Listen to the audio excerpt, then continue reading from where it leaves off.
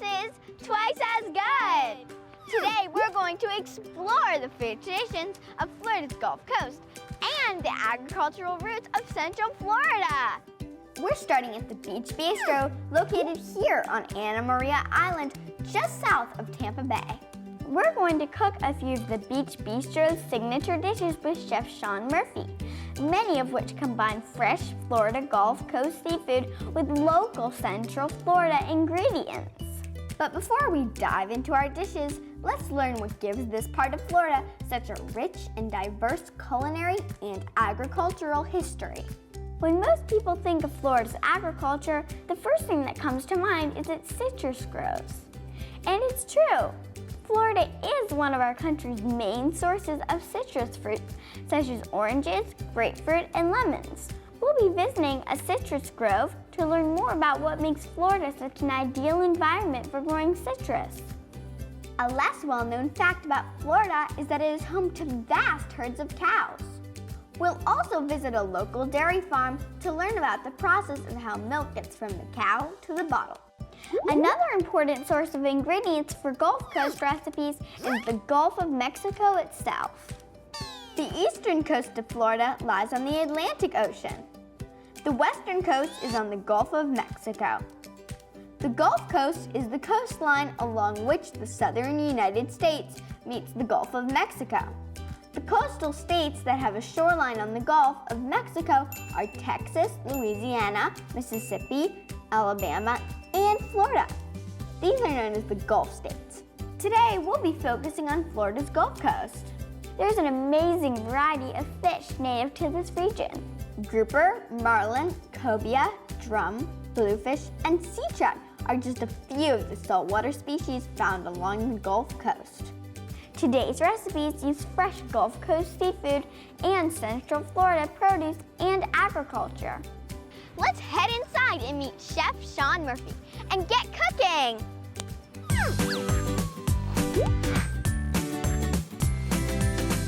Thank you so much for showing us some of your signature recipes. Well, ladies, it's delightful to have you for company today. Thank you for being here. First, I wanted to show you today some of the abundant produce that's available in this area. There's a lot of talk about farm to table. It's very popular in food discussion. Food to table has been great for Americans and for the way we think about our food, because it's made us ask questions about where the food comes from. So what we try to do at the Beach Bistro is we try to get the best stuff all the time. Probably one of the things that Florida is known most for is fresh citrus. So we have lovely limes, we have orange, grapefruit, lemons in abundance. My favorite thing that grows in Florida is a toss-up. It's either the strawberries or the tomatoes. So this is an Italian plum tomato, and their season in Florida runs from probably about Christmas time until about mid-May. This is the tomato that we use most often in our preparations and our cooking here. Right now, locally, we have fresh English peas, and we're going to use some of these in our salad. And we have what we call heirloom carrots. So heirloom means that it's a seed that's been around for a long time. This, for instance, is a local radish. It comes from a local farm. The inside of it is so pretty. It's like a piece of art.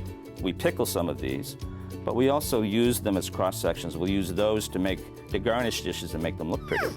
These little lettuces here are from the garden in our backyard. Chives also are an easy thing to grow in Florida for probably about 9 months of the year. Now this is ginger that we use a lot in some of our Asian dishes. This is a North Carolina ginger. Ginger is a flowering plant whose root or rhizome is commonly used as a spice. Its root is made up of nearly 80% water. This pretty much represents the abundance of local produce. The new product that's coming into this area that I'm really looking forward to. And I'm excited about it because a friend of mine is doing a lot of work. This is olive oil. And the same groves that are great for citrus, Florida citrus, are also very amenable to growing olives. So we're starting to develop our own local olive industry. So that's really, really exciting. So I thought what we'd do next is we'll build our Gulf Coast salad, our Roberto farm salad. Roberto lives out in the middle of the state, and every day he travels to work. And on his way, he hits markets. So we have some shaved carrot, we These are pickles that we made here in-house. Sometimes what we do with some of our product is we grill it before we put it in the salad. So some things, but cooking brings up the flavor. So this is grilled yellow pepper, grilled pineapple. Oh, wow. And we grill fruit a lot here. This is Chev, a goat cheese, and there are now dairies in Florida that are starting to make cheeses for us, and that's great, because 15 years ago we didn't have very much of that. And these are, again, these Florida strawberries that I've been bragging about. And what are these? That's jicama, and it's very, very mild flavored member of the radish family.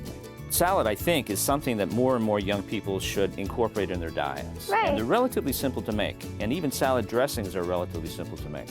This is a clove. You take the head off the clove, flip it away. Take the flide, like, smack it. Flip it over and give that a little press there. Careful of the sharpness of the knife. How many cloves are we going to use? I think we're going to use just one for this salad dressing. And then after we get it kind of crushed to get it started, most of the work is done. Peel it off, and then you chop it. And you put your fingers on the back of your blade. As you pass me the mustard, we'll put a little bit of that in. We're going to add a little bit of Worcestershire, just a trickle.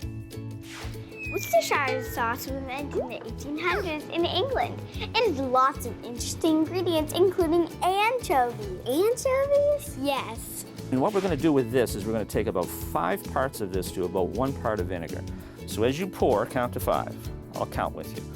1, 2, 3, 4, 5. And then grab the vinegar and pour about a 1 in there.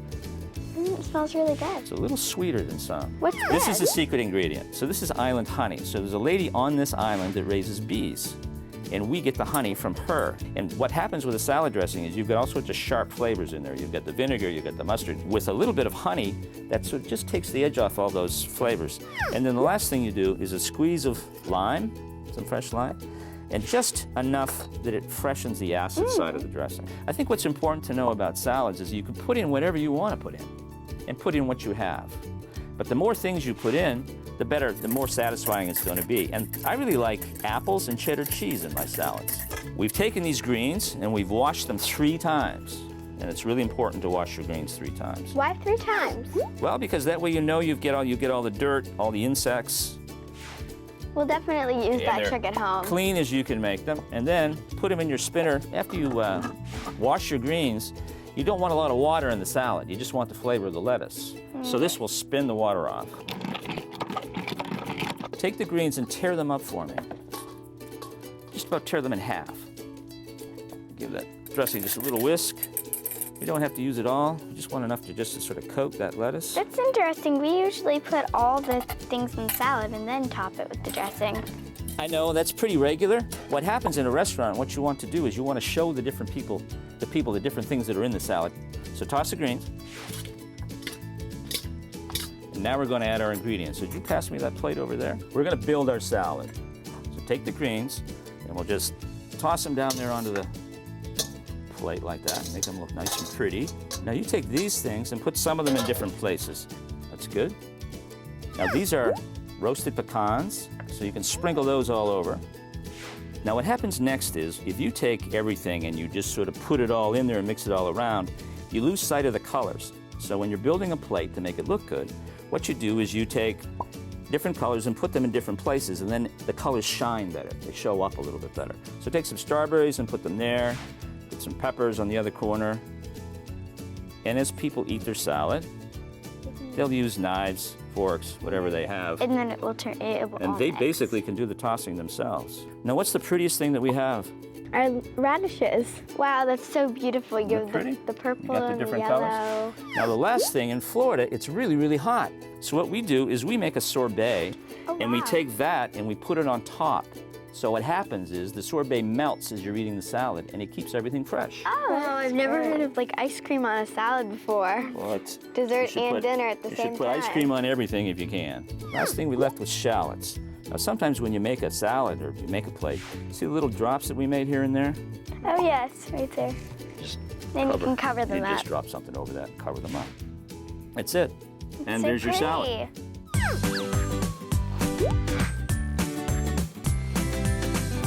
Well, next we're going to cook the heart and soul of Gulf Coast cookery. And the best fresh ingredient, protein, on this coast is Gulf grouper. They'll come to us anywhere from about 8 or 9 pounds right up into 35 or so. The other thing that indicates whether a fish is fresh or not, you should be able to stick your nose right up to it and not get a bad fishy flavor. See how fresh that smells? What we're going to do is a little bit of salt and pepper. Why don't you put that on there for me? There you go. The burner's nice and hot. We're going to take a little bit of our oil, just enough to coat the pan. We're going to saute this fish. And saute is a French word. It comes from sauter, which means to jump. Take a sprinkle of pepper and just drop it in there. Oh, they're jumping. You're jumping. It's time to put the fish in. There you go. Wow, that's such a great sound. Isn't it a great Yes. sound? While this cooks, could you tell us a little bit about the history of the restaurant? Is it true that you opened right after a hurricane? We did. We had the restaurant ready to open on like a Tuesday, and a hurricane showed up, and it crashed against these windows for Wednesday, Thursday, and Friday. We were supposed to open Friday night, and we were exhausted by the time we got it all done. So this is just about where we want it here. Gold color. that's so See that? Doesn't that look lovely? What I'm going to do is I'm going to take the fish, I'm going to drain the oil off so it stays nice and dry, and I'm going to let the fish continue cooking in the pan in the oven at 325 degrees. So I got a nice dry cloth, grab hold of that pan. That looks so good. See the flakes now? It's nice now, it's all nice and white right down through. Wow, it's so pretty. So we're just going to take that, slide it onto our plate. Now we're going to make it prettier. This is a citrus butter. And you can make citrus butter with all sorts of things. You take a butter that's nice and soft. As the fish comes out hot, that'll begin to melt down through the fish now. Where do we put the oranges? Well, you put the oranges, much like I told you before, lump your colors together in one place. So put them just in one corner. Remember those chives that we like so much? Sprinkle them on top of the fish. Take a few of those and just sprinkle them across from the fish onto the one side of the plate to the other, just an angle. There you go. That looks great. Now the same angle that you took, take your chives, and just lay a couple of those across the top. And there we are. There's our It's so Gulf pretty. grouper with citrus butter. It is pretty.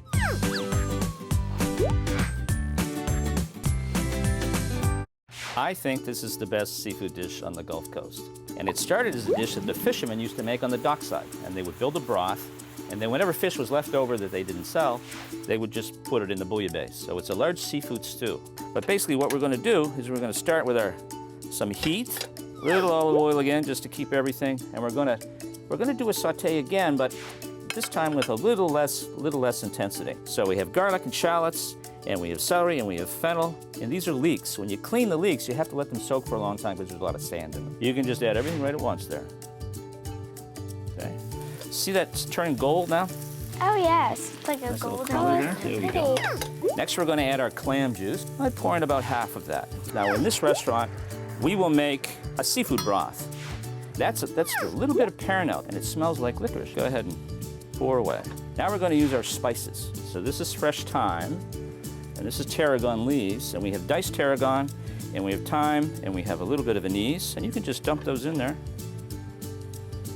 We don't want to cook the tomato too much, so we can put some tomato in. And these are our favorite, the chives. Put the chives in there. Yep, not all of them, just maybe about a half. Oh, is that saffron? This is saffron, and these are the stamens from a flower in the Mediterranean.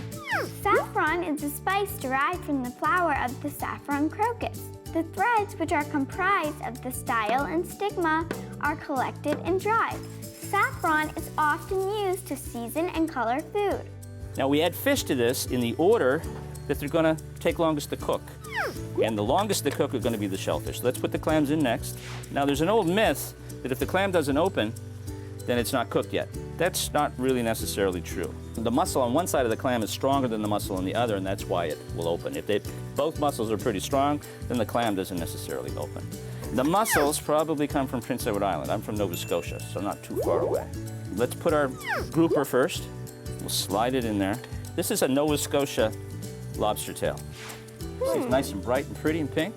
Oh look, the mussels are opening. There they go.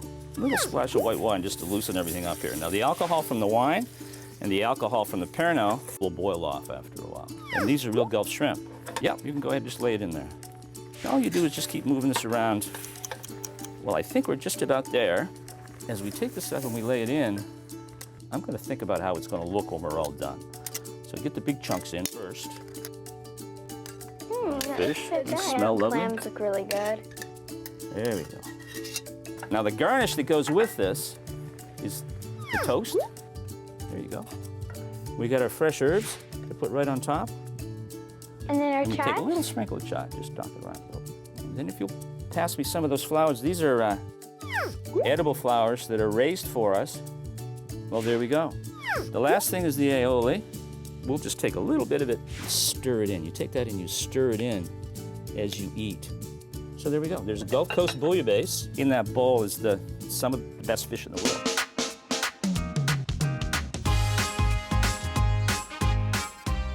We're in the groves at Mixon Fruit Farms, one of the citrus groves for which Central Florida is famous. Earlier, we saw Chef Murphy integrate Central Florida produce into his dishes. Now, with co-owners Janet and Dean Mixon, we're going to make a dessert featuring Central Florida citrus and learn more about how Central Florida produce is grown and picked.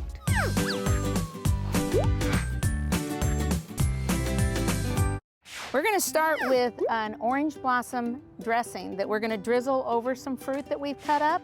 We're going to start with zesting. At the same time, would you like to measure out a ½ cup of mayonnaise?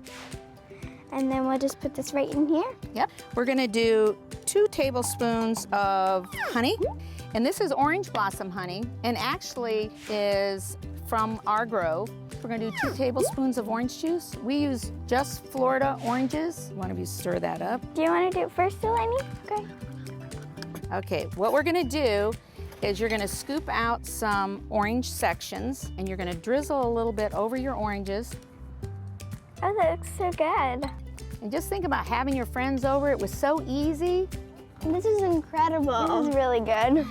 Owner Mr. Dean Mixon is an expert on growing citrus in Central Florida. He's going to tell us a little bit about these fruits right here. Right here's a grapefruit, the red grapefruit. There's another grapefruit right here. You can see the red blush on it. They got their name because they grow like grapes. So they grow side by side, so where the pieces of fruit touch, the red blush comes through on it. Those are kumquats. There's 2 different kinds of kumquats. This long one here is a sour kumquat, and this one is called a sweet kumquat. This is a lemon. It's so big. It's called a ponderosa lemon. This is a special lemon. It's called a variegated lemon because it has the green colors through it, and the meat on the inside is a pink colored. Oh, so we use wow. pink lemonade out of these. Let me show you a couple other things. The one you got your hand on, that's like a big grapefruit. It's called a pomelo or a pomelo. It's so heavy. It'll weigh up to 4 pounds sometimes. Well, we're walking through our grove now. These are Valencia oranges that are going to be mature next year this time of the year. So in a year, these will be good oranges. Right. We're going to go show you guys how to pick an orange here. You have to twist and pull. So let's get over here where we can get close to one. Okay, so what we do, we give it just a small twist, turn it to the side and pull. It comes right off without tearing the top out. If you tear the top out, it ruins the fruit. You can't use it. Give it a twist, don't pull straight, kind of turn it to the side. There you go. That one. Okay, when we're picking them in the grove, we actually have a big bag over our shoulder, and we'll put a whole bag full of it. A bag will weigh anywhere from 90 to 100 pounds to carry around. Wow. But the picker will pick with both hands, reach out as far as he can, take a little twist and a snap like that. We've made our way to Delaney Dairy, a dairy farm in Central Florida. Chef Murphy showed us several ways he incorporates Central Florida dairy products in his recipes. Now, we'll learn how dairy products make their way from the cow to the kitchen.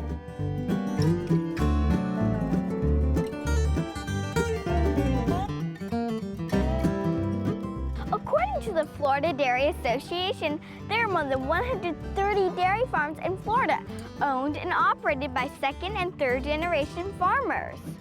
And there are approximately 123,000 dairy cows in Florida, and most dairy herds range in size from 150 cows to 5,000 cows. We're here at the Delaney Dairy to learn how the milk we drink gets from the cows to the kitchen. Mr. Zach, what are all these cows doing here? Well, they've just finished the milking process and they're heading back to their stalls or their beds now. The machine works a very simple way. It's operated by a slight vacuum that allows it to stay onto the cow. and it gently pulses each cow's teat and allows the milk to be extracted into the pipeline. Where does the milk go once it comes out of the cow? Well, the milk actually leaves the parlor, goes underneath the floor here into our what we call our tank room, where we have a big receiver, and it catches the milk and puts it through 2 filters to take out anything that shouldn't be there. Well, the milk is pasteurized through a series of hot pipelines, which bakes the milk up to a temperature of 160 degrees. And once it gets there, it cools down through the extra pipelines and goes into its final tank where it's held to be processed. Where are we now, and can you show us how this works? Well, we're actually in the milking parlor. This is a double 35, so we can milk 70 cows at one time. So I'm going to show you how we milk the cow now. We put a solution on the cow's teats. These are the teats right here. And you see we've already got milk coming out, so this cow's ready to be milked. And this disinfects the teats and prevents any bacteria from entering the milk. So here's the milking machine itself. So now I'm going to show you how we put the milk around. We press the button, which turns the vacuum on. You hear? We put it on the teat like this.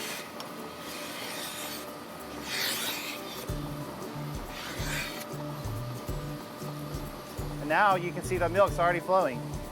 After the cow is milked, most milk undergoes processing before you buy it at the store.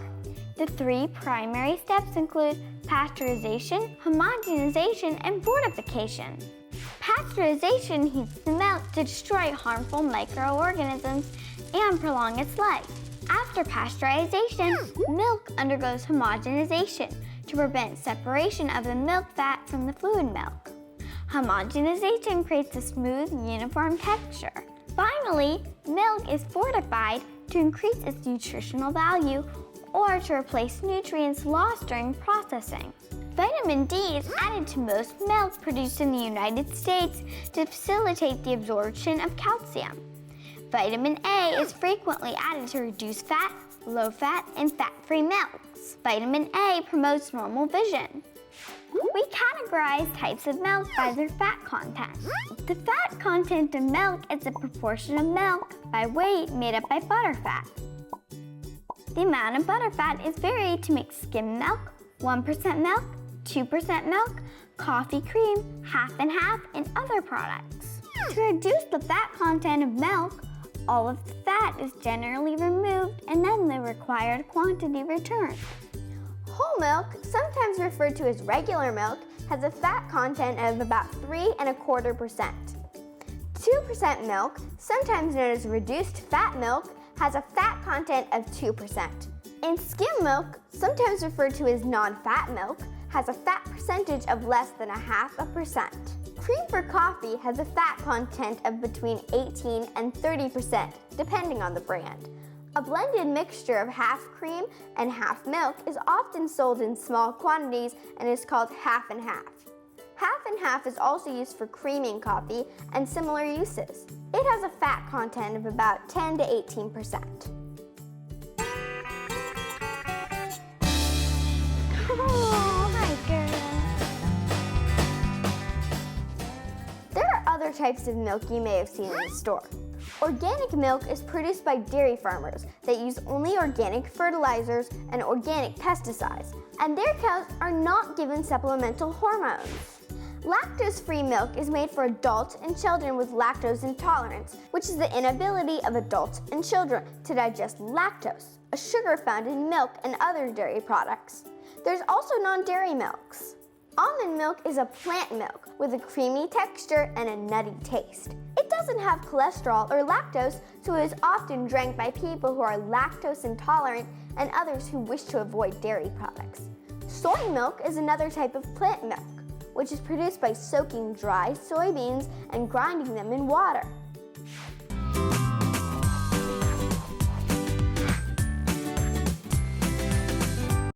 We've had a fantastic time today learning about the many foods that Central Florida and Florida's Gulf Coast have to offer. We're thankful to everyone at Dakin Dairy for teaching us about the various dairy products and how they make their way from the farm to the table.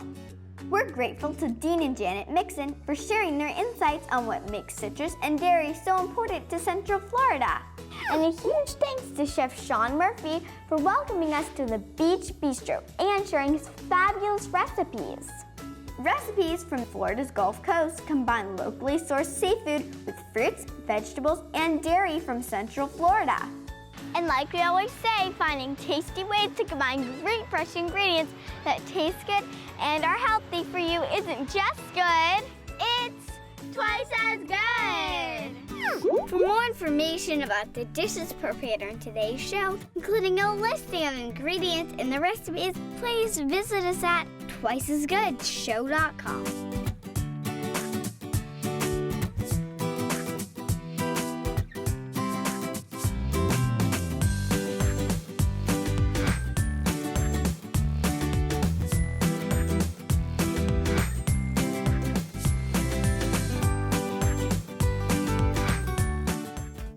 Twice as Good with Hadley and Delaney is brought to you by Mila.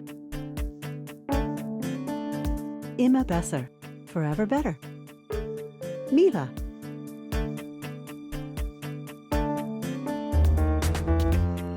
And by Cuties. Cute you can eat. Cuties.